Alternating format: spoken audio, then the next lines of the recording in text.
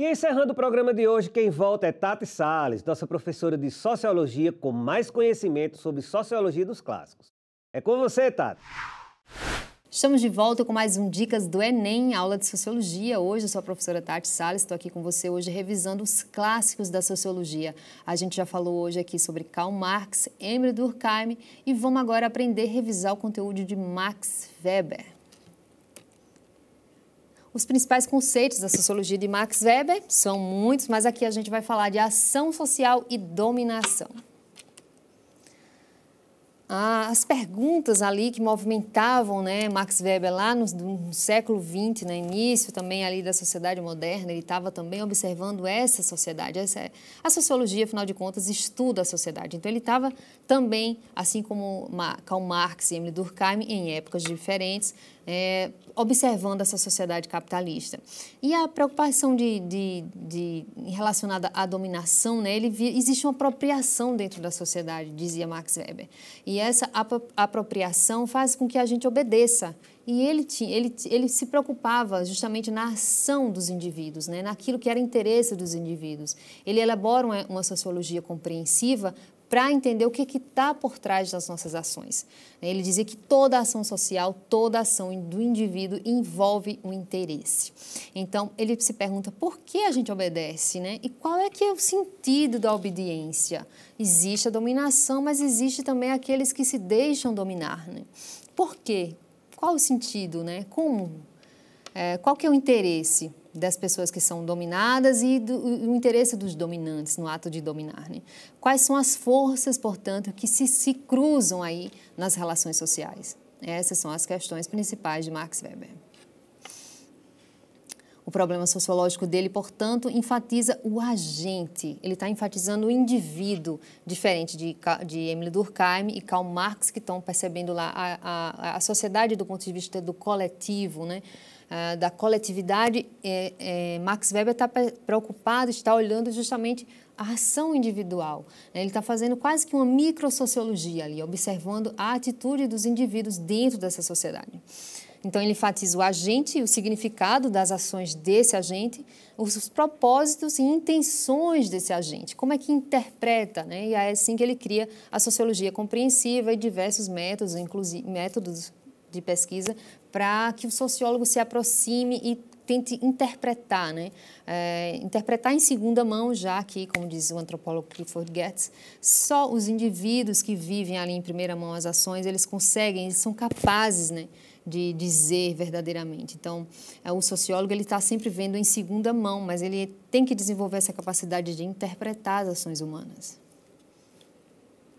Então, na sociologia de Max Weber, cada ação isolada tem um objetivo e faz sentido para o agente, que é a teoria da ação social, teoria geral da ação social que ele elabora.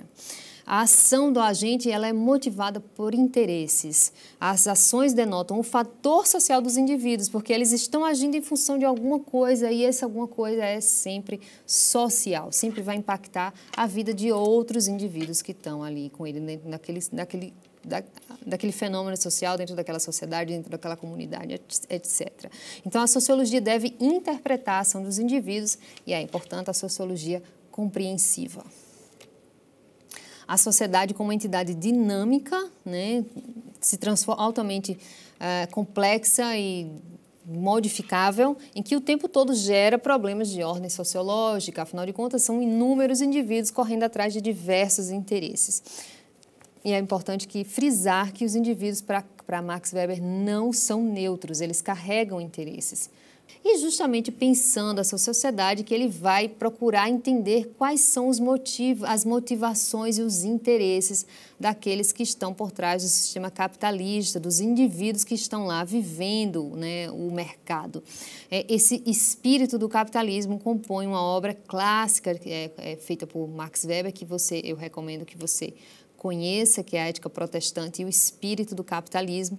Ele vai justamente se perguntar nessa obra, né, qual que é a relação entre a religião e o sistema capitalista. Ele viaja para os Estados Unidos, sai lá da Alemanha e viaja para os Estados Unidos, lá no início do século XX, para compreender naquela pujança econômica que dominava os Estados Unidos naquela época. Então, ele percebe que o agente econômico era tal qual agente religioso, um devoto do sistema capitalista. E ele vai perceber naquela sociedade dos Estados Unidos que existia, né, uma relação muito interessante entre a ética protestante e o sistema capitalista, né? Aquela percepção que a gente às vezes escuta, inclusive virou um senso comum, que diz que quando você tem uma determinada posição financeira, quando você adquire um determinado objeto, um carro, um apartamento, você está sendo abençoado por Deus.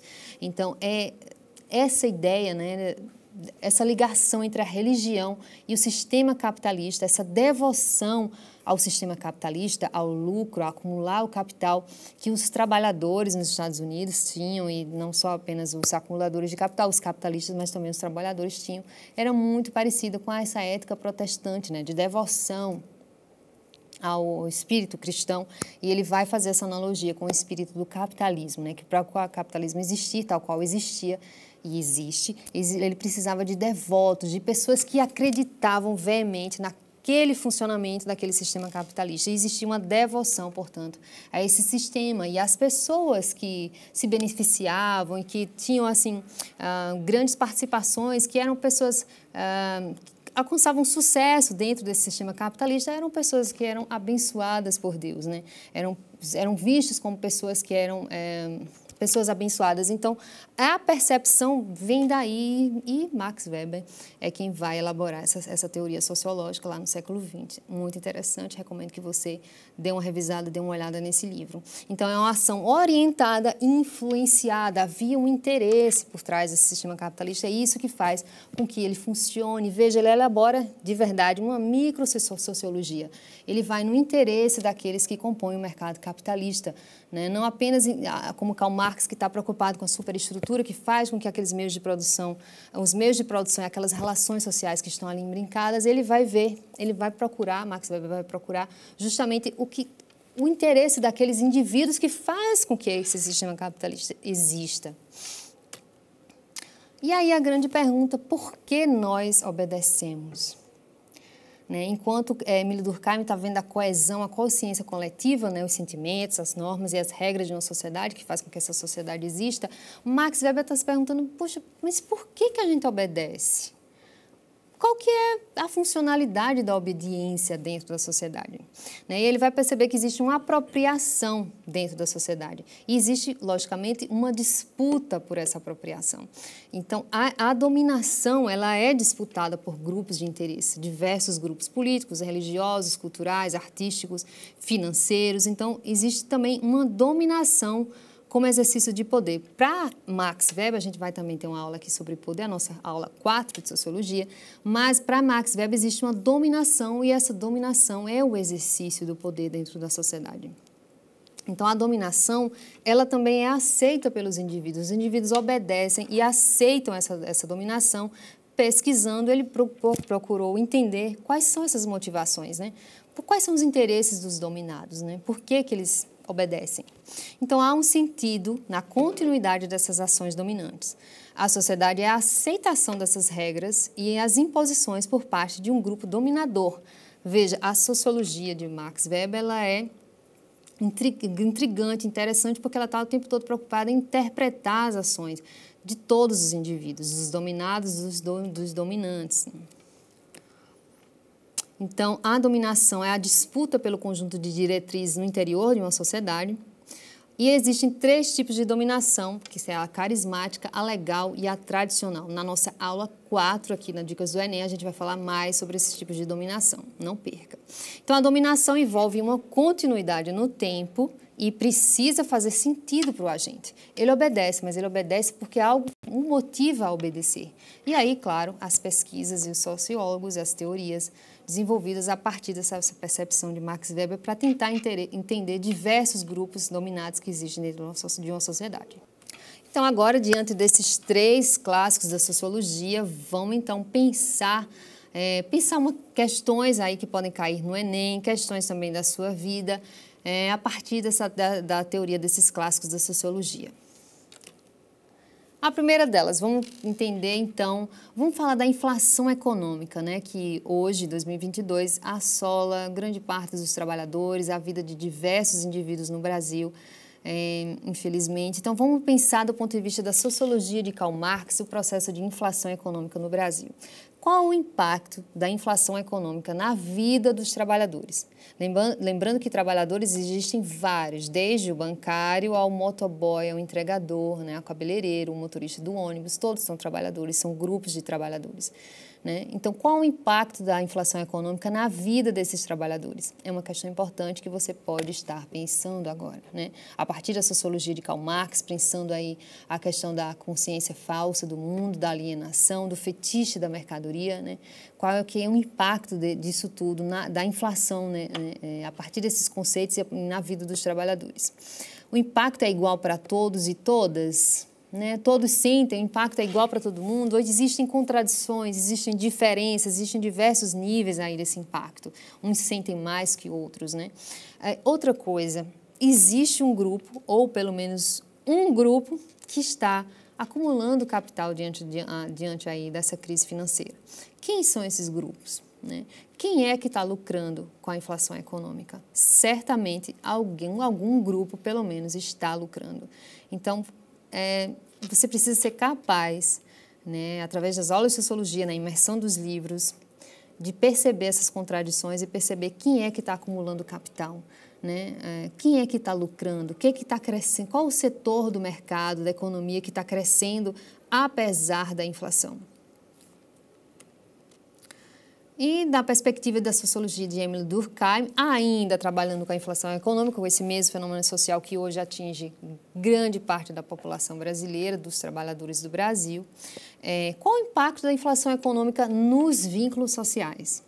A gente entendeu aqui que a sociologia de Emile Durkheim está preocupada com a coesão social, com aquilo que faz com que a sociedade funcione. E esses vínculos sociais são produzidos através da divisão social do trabalho, através das funções interdependentes e diferenciadas dos indivíduos. Se eu tenho uma crise econômica, uma inflação econômica, por outro lado, também o desemprego, existe um impacto negativo sobre a vida das pessoas. Então, qual que é o impacto disso nos vínculos sociais? A gente pode dizer, por exemplo, que a inflação promove a anomia social? Ela é capaz de promover a desintegração dos laços sociais? Ela é capaz de promover a descrença no sistema capitalista? Quais grupos estão descrentes, quais grupos estão lucrando, se a gente usar aqui um paralelo entre a sociologia de Emile Durkheim e a sociologia de Karl Marx. Então, como os diferentes grupos sociais estão lidando com a inflação econômica? Certamente estão lidando de formas diferentes. A nossa sociedade ela não é uma sociedade de solidariedade mecânica. Nós vivemos uma sociedade de solidariedade orgânica. Né? Nós somos um organismo vivo, uma sociedade viva, onde cada um desenvolve uma função diferente. Então, cada um sentiu de maneira diferente o impacto da inflação. Né? Como é que isso impactou os nossos vínculos, as nossas relações sociais? E de que maneira a inflação econômica afeta, portanto, a coesão social, a consciência coletiva, a crença no futuro, né? De que forma atinge a política, de que forma atinge as religiões, são questões que você pode estar tomando nota aí no seu dia a dia, observando a sociedade. Afinal de contas, a sociologia tem essa função, né, de fazer com que você observe a sociedade onde você vive e elabore conceitos também, seja capaz também de elaborar conceitos a partir dessa observação, se baseando, claro, nos clássicos da sociologia, que é o que orienta essa aula de hoje. E a sociologia de Max Weber, portanto? Que novas ações os indivíduos têm desenvolvido para driblar a inflação econômica, né? Que novas ações a gente tem visto aí através das mídias sociais, da imprensa corporativa? O que a gente está vendo aí de novas ações que os indivíduos estão tendo que promover para escapar da inflação econômica ou para driblar a inflação econômica ou para ser capaz, inclusive, de lucrar com com a inflação, que é uma contradição, mas certamente é possível dentro da sociedade. Então, como a inflação afeta a crença no sistema capitalista, né? Como a inflação afeta o devoto do sistema capitalista, esse espírito do capitalismo, né? De que maneira, quais são os novos interesses, quais são os novos arranjos elaborados nas ações dos indivíduos que são capazes de dar sentido, né, àquela crença no sistema capitalista a partir de uma inflação econômica, né? Como a inflação afeta as lideranças, né? Como é que afeta, portanto, os grupos dominadores dentro da sociedade? Como é que os religiosos, como é que os políticos, né? Esse ano é um ano eleitoral, como é que os políticos estão lidando com a inflação econômica? Que novas ações eles promoveram, pacote de medidas, né? PEC da bondade, que novas ações os políticos estão promovendo aí para escapar da inflação econômica, escapar do ponto de vista não econômico, do ponto de vista do capital social. Afinal de contas, eles querem ser reeleitos, né? Que estratégias eles tiveram que elaborar aí para driblar a inflação econômica? E essa foi a nossa aula de hoje. Se ficou alguma dúvida dessa aula dos clássicos da sociologia, passe e-mail aqui para a gente, passe e-mail para mim, que aparece aí na sua tela. Fala comigo que eu vou ter um grande prazer de tirar suas dúvidas e de fazer aí novas conexões a partir da sociologia. Para mim foi um grande prazer estar aqui e eu te espero de novo na nossa próxima aula do Dicas do Enem, aqui na Rede ITA. Até lá! Valeu, Tati, pela aula massa que você nos deu hoje, e o Dicas do Enem de hoje fica por aqui. Siga a gente nas redes sociais e se ligue na nossa programação aqui na Rede ITA e no YouTube. Até amanhã, a gente se encontra!